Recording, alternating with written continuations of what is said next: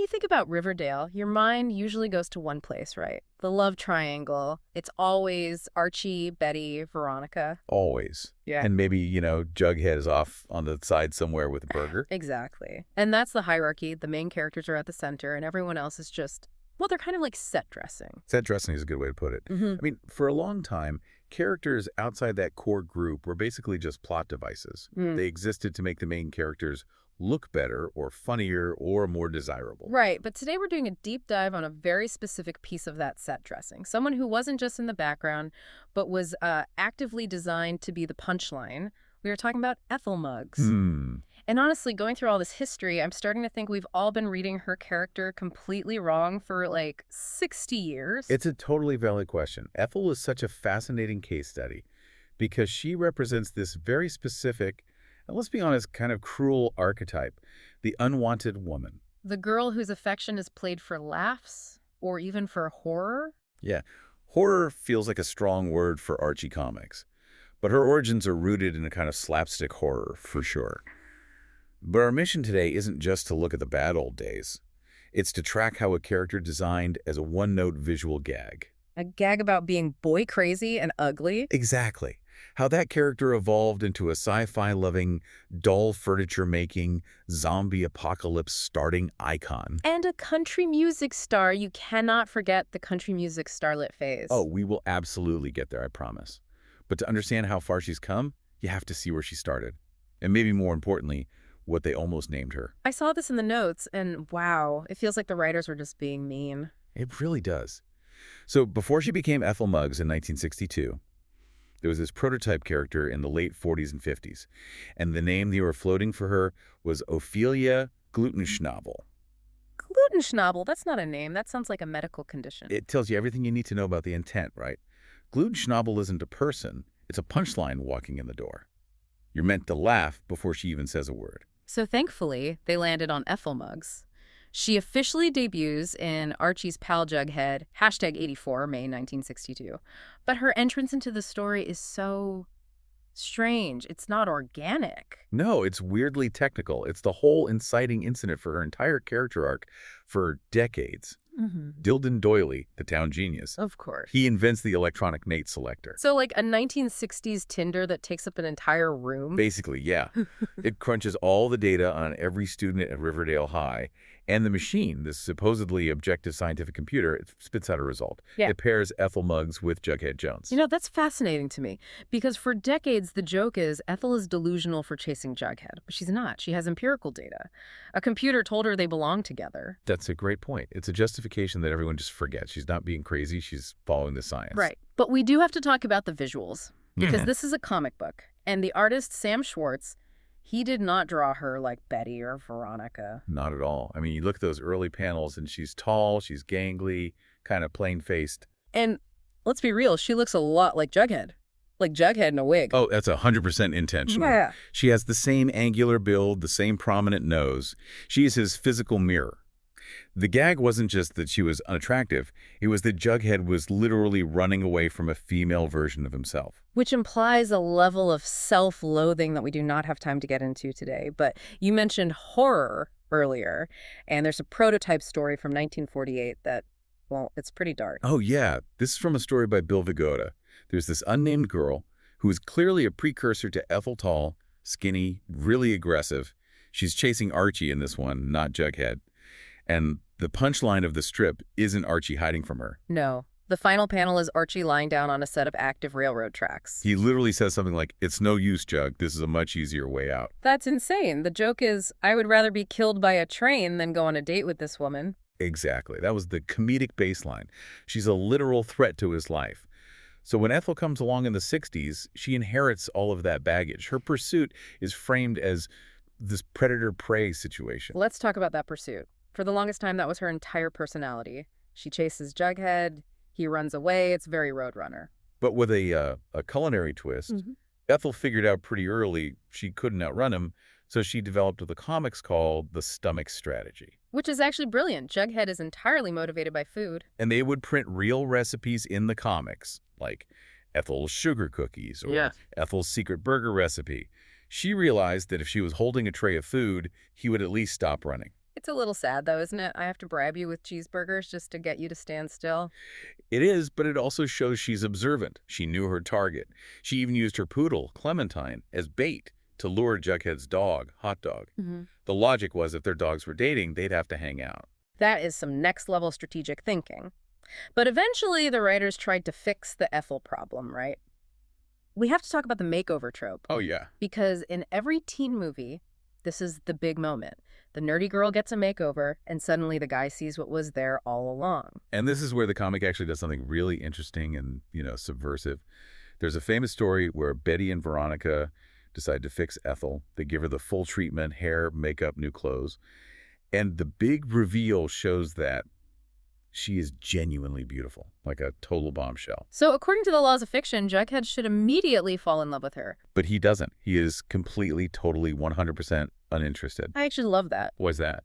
Because it proves Jughead's disinterest wasn't shallow. He didn't dislike her because of how she looked. He disliked her because he didn't want a girlfriend, period. It respects his character, and in a weird way, it frees Ethel. Her worth isn't tied to being pretty. That's the key. It frees her. Once the writers realized, okay, the makeover plot doesn't work, they had to give her other things to do. Yeah. If she's not just the girl chasing Jughead, then who is she? She's a nerd. I was so happy to find out she's a huge rail fan. Loves trains. She's also into art, and she makes miniature dollhouse furniture. Which is such a specific, quiet hobby. It's not flashy at all. But it tells you she has this rich inner life.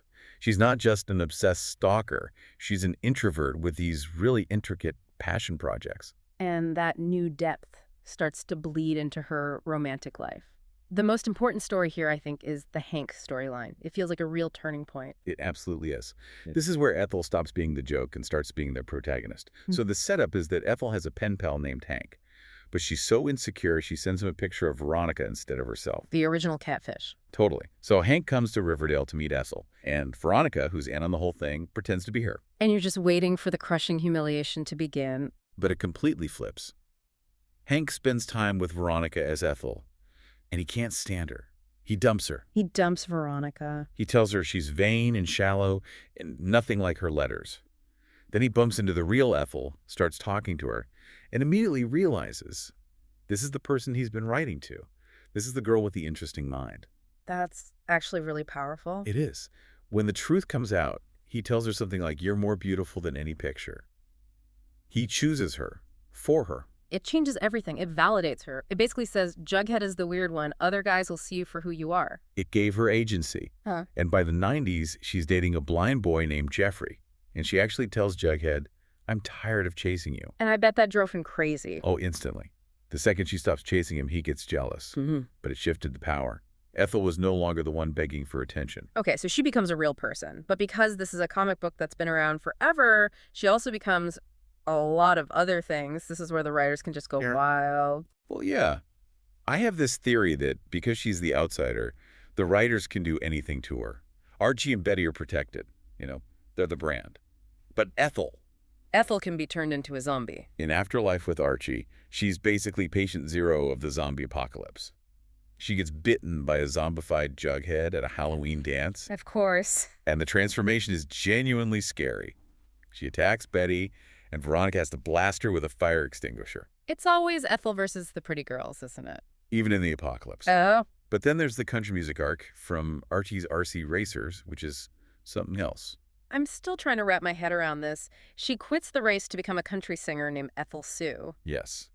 And she partners with a villain named Babette, who tricks her into posing for photos with a camera that's secretly a ray gun. A ray gun, okay. That Babette believes will shoot Ethel and give Babette mental powers. I don't even know where to start with the physics of that. Don't think about it too hard. The point is, you could never do that story with Betty Cooper. It's too bizarre. But Ethel can handle the weird.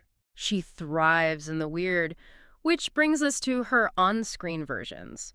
Because the Ethel you saw in cartoons is very different from the Ethel on the CW's Riverdale. Oh, completely. First off, casting Shannon Purser in Riverdale was genius. Just brilliant metacasting. Because she was Barb from Stranger Things. Justice for Barb. Exactly. The ultimate ignored best friend who gets killed while the popular kids are off having fun. Casting her as Ethel was the show winking at the audience saying, We know who this character is. But the Riverdale Ethel got dark. She wasn't just chasing Jughead with a plate of cookies. No, she was part of the whole Gargoyle King storyline. Yeah. She was a key figure in this town-wide, cult-like role-playing game. And for the first time, she had all the power. All of it.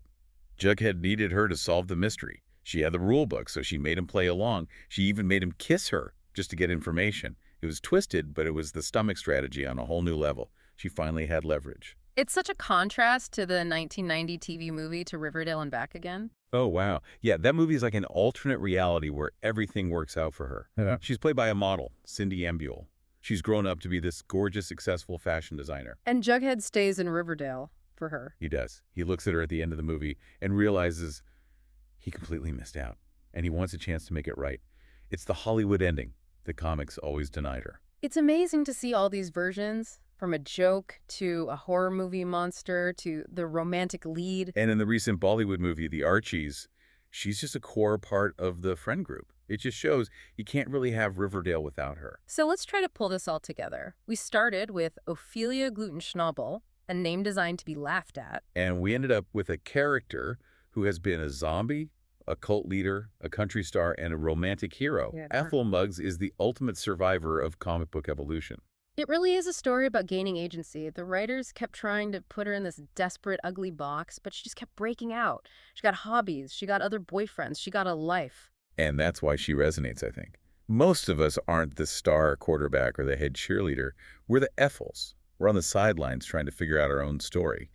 She proves that even if you're not the main character, you can still be the most interesting one.